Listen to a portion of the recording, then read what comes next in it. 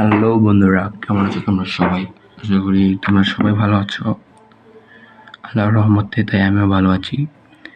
তো cobra gaming official চ্যানেলের পক্ষ থেকে তোমাদেরকে আজকের নতুন ভিডিওতে স্বাগতম। তোমাদের অনেকের মনে প্রশ্ন আসতে পারে, ভাই ভিডিওটা দিচ্ছি একটা বিষয়ে, চ্যানেলের নাম হচ্ছে অন্য বিষয়ের।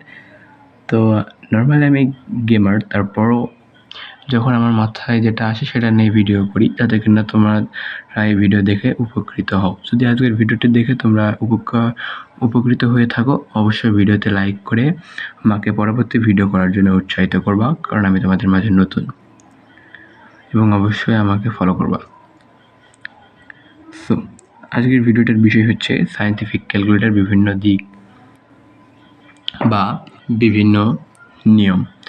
তো আমরা এটা অনেকেই জানি, আবার কিছু কিছু মানুষ যারা জানি না, যার ফলে আমাদের পরীক্ষায় বা বিভিন্ন সময় বিভিন্ন হিসাবের মানের ভুল হয় বা বিভ্রান্তি হয়।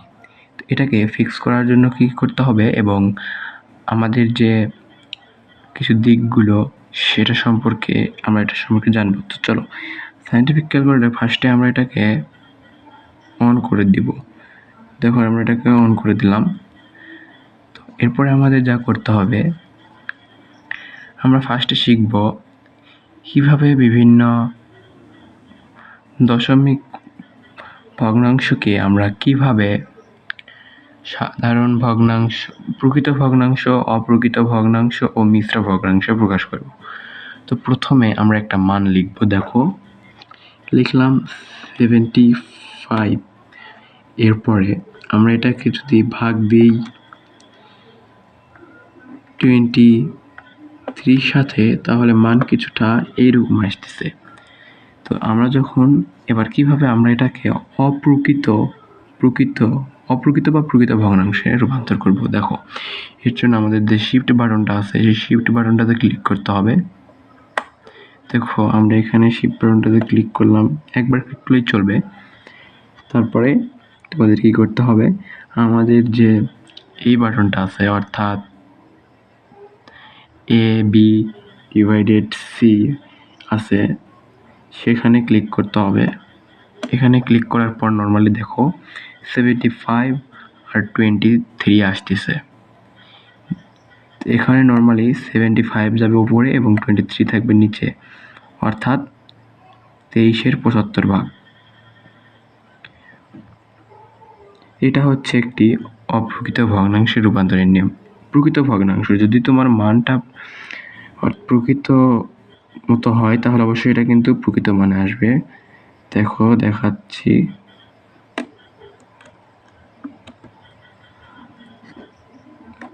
23/11 এটার মান আমাদের কিছুটা এটা আসলো। আমরা চাইলে এটাকে প্রকৃত, অপ্রকৃত ও মিশ্র ভগ্নাংশে লিখতে পারি। তো অপ্রকৃত বা প্রকৃত ভগ্নাংশে লেখার জন্য এই শিফট বাটনের সাথে এই A/B/C বাটনটা আছে সেখানে ক্লিক করতে হবে, কারণ শিফট বাটনের কাজ কি তোমাদেরকে বলে দিই।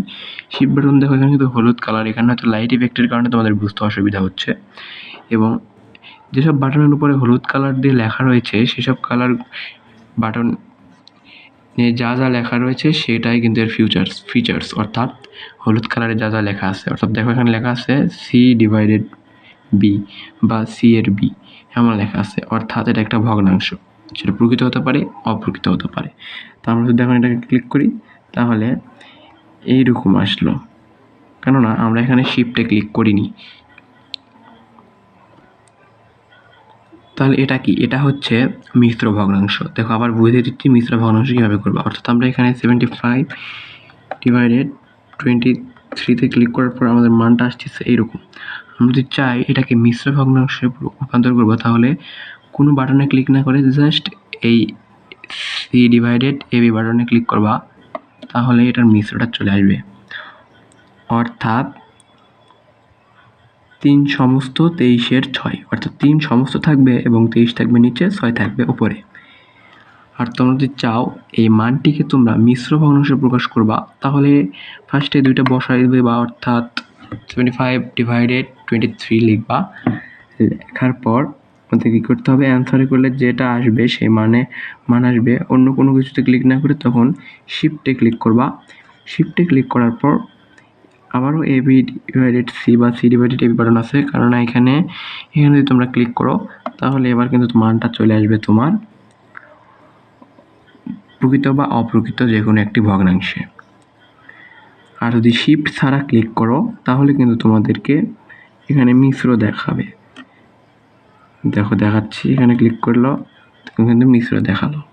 আর যদি শিফট সহ ক্লিক করো তাহলে কিন্তু প্রকৃত বা অপ্রকৃত যে কোনো একটা দেখালো। তো এইভাবেই তোমরা বিভিন্ন মানকে, দশমিক মানকে প্রকৃত অপ্রকৃত ও মিশ্র ভগ্নাংশে রূপান্তর করতে পারবা। তো দেখো ভিডিওটা কিন্তু লং হয়ে যাচ্ছে, সো আজকের ভিডিওতে খুবই কম বিষয় নিয়ে তোমাদের সামনে আলোচনা করব। দেখো আমরা এবার যে বিষয়টা নিয়ে আলোচনা করব সেটা শিফট বাটনের কাজ সম্পর্কে জানলাম। শিফট বাটনে ক্লিক করার পর যেসব বাটনের উপরে হলুদ যেসব লেখা রয়েছে সেই বাটনগুলোতে ক্লিক করলে সেগুলো হয়। অর্থাৎ দেখো এখানে আমরা 5 লিখলাম, তো 5কে আমরা এখন হচ্ছে পাওয়ার মানে কিউব করব। তো এর জন্য এখানে দেখো এখানে কিন্তু স্কোয়ার দেওয়া আছে, কিউব নাই, কোনো বাটনে কিউব নাই, কিন্তু এটার উপরে হলুদ রং দিয়ে লেখা আছে এক্স টু দি পাওয়ার 3 বা এক্স কিউব। তো এখানে কি এটা লেখার জন্য আমাদেরকে শিফটে ক্লিক করতে হবে, কারণ শিফটও হলুদ, এই লেখাটা হলুদ, এবং এই এক্স স্কোয়ার বাটনটা ক্লিক করতে হবে, তাহলে কিন্তু 5 কিউব আসতেছে এবং দেন আমরা এখানে অ্যান্সার করে করতে পারতেছি। তো এভাবেই তোমরা শিফট বাটনের কাজ করতে পারবে। ঠিক একইভাবে আলফা বাটনের কাজের জন্য আলফা বাটন হচ্ছে এই পিঙ্ক কালার বলবা না এটাকে ভায়োলেট কালার বলবা, যাই বলো, তো বেগুনি কালার। তো আলফা বাটনে ক্লিক করার পর বেগুনি কালারে যেসব লেখা রয়েছে তার সেই সব বাটনগুলোকে তখন ক্লিক করতে হবে। অর্থাৎ দেখো এখানে এই বাটনটি রয়েছে, এটার উপরে সি লেখা রয়েছে, সেটা হচ্ছে বেগুনি কালার দেওয়া, বা তোমরা বুঝতে পারতেছো না, তোমরা নিজের ক্যালকুলেটার বের করলে বুঝতে পারবা। তাহলে এখন এটাকে ক্লিক করি, এখানে ক্লিক করি তাহলে কিন্তু এখানে সি চলে আসলো। এইভাবে আমরা কিন্তু আলফা বাটনে কাজ করতে পারি। ঠিক একইভাবে আমরা অফ করতে পারি শিফট বাটনের সাহায্যে, কারণ শিফট হলুদ রং, আমাদের এখানে যে এ সি নামের অপশনটা আছে তার উপরে হলুদ রঙে অফ লেখা আছে, অর্থাৎ এখানে ক্লিক করার পর আমরা কিন্তু অফ হয়ে যাবে, অর্থাৎ ফার্স্টে শিফট দেন এখানে, তাহলে অফ হয়ে গেল। এবার আমরা একটি গুরুত্বপূর্ণ সেটিংস সম্পর্কে অর্থাৎ ফিচার্স সম্পর্কে জানবো। আমরা যেমন মোবাইল ফোনকে রিসেট করতে পারি, ঠিক একইভাবে ক্যালকুলেটরকেও রিসেট করতে পারি। বিভিন্ন মাসে বিভিন্ন দিনে, অর্থাৎ 2-1 দিন পর আমাদের ক্যালকুলেটর রিসেট করা প্রয়োজন, বা পরীক্ষার আগে ক্যালকুলেটর রিসেট করা অত্যাবশ্যক। কারণ আমাদের যদি কোনো ভুলভাল মোডে চলে যায় বা মোডের যদি কোনো এলোমেলো করে রাখি, সেই ক্ষেত্রে কিন্তু আমাদের পরীক্ষায় আমরা এসবগুলো রিসেট করি না পরীক্ষার আগে, যার কারণে পরীক্ষায় আমাদের মানের পরিবর্তন আসে বা ভুল আসে, যার ফলে আমরা নাম্বার পাবো না, ভুল হয়ে যাবে। তো এটাকে ঠিক করার জন্য তো দেখো কী করতে হবে। যদি তোমাদের এইরকম মোডগুলোকে পরিবর্তন হয়ে যায় এবং ভুলভাল কোনো মোডে তোমরা চলে যাও, যখন আমি এখানে একটা ভুলভাল মোডে চলে যাই, তোমাদের দেখাচ্ছি একটা মোডে, সেখানে দেখো 45+65 দিলাম, এর মান কিন্তু 110 দশমিকে আসলো, তাই না? তোমরা এখন 110 লেখার পর দশমিক লিখলে মানটা ভুল হয়ে গেল। এটা হচ্ছে মোডের পরিবর্তন, বা ভুল করে কোনো মোডে গিয়ে থাকলে এরকম হতে পারে। তো এটাকে তো তোমরা ঠিক করবা কিভাবে? তো এরকম যদি তোমাদের ক্যালকুলেটরে আরও কোনো প্রবলেম হয়ে থাকে, সেটাকে একবারে ঠিক করার জন্য তোমাকে রিসেট মারতে হবে। রিসেট মারার জন্য তোমাদের জাস্ট কী করতে হবে, দেখো এখানে দেখতে পাচ্ছ একটা বাটন, এই বাটনের উপর লেখা আছে CLR বা ক্লিয়ার, কিন্তু এটা হলুদ রঙে লেখা আছে। এখন আমরা যদি এখানে ক্লিক করি তাহলে মোড আসতেছে, কিন্তু ক্লিয়ার হচ্ছে না, যেহেতু এটা হলুদ রঙে লেখা আছে আর শিফট আমাদের হলুদ রঙের, তো ফার্স্টে শিফটে ক্লিক করতে হবে, দেন আমাদের CLR নামের যে বাটনটা আছে সেটাতে ক্লিক করতে হবে।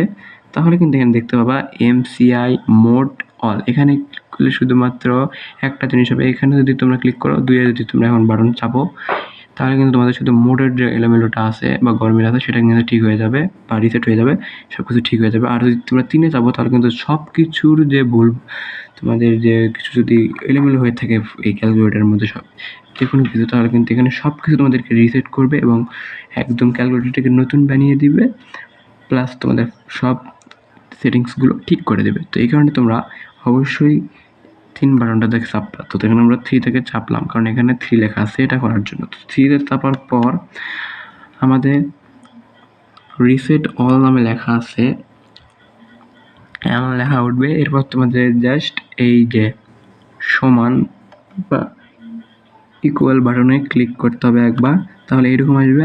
আবার সাথে সাথে করবা এখানে, তাহলে কিন্তু সব কিছু ঠিক হয়ে যাবে। এবার দেখো 78 প্লাস 56 ইকুয়াল টু 134, ঠিকই কিন্তু আসলো। 85 প্লাস 23 ইকুয়াল টু 108। আর তোমাদের যে আগে এখানে ডি লেখা উঠতেছিল, কারণ ওটা একটা আমরা অন্য একটা মোড়ে চলে গেছিলাম, সেটাও কিন্তু আর নাই। অর্থাৎ পুরোটা রিসেট হয়ে আমাদেরকে একদমই সঠিক সেটিংসটা বা সঠিক মোডটা এনে দিয়েছে। তো আজকের ভিডিওতে আমরা কিছু গুরুত্বপূর্ণ সায়েন্টিফিক ক্যালকুলেটর সেটিংস সম্পর্কে জানলাম। তো পরবর্তীতে আরও কিছু যদি ভিডিও সম্পর্কে জানতে চাও, অবশ্যই কমেন্টে বলবা। আর তোমাদের এই ক্যালকুলেটরে কোন কোন সমস্যা বা কোন কোন বিষয় জানার প্রয়োজন, অবশ্যই আমাকে কমেন্টে বলে দেবা। ভিডিওটা অলরেডি 10 মিনিট প্লাস হয়ে গেছে। সো আর ভিডিওটা না বাড়িয়ে তোমাদের কাছ থেকে দোয়া চেয়ে ভিডিওটা শেষ করছি। আসসালামু আলাইকুম।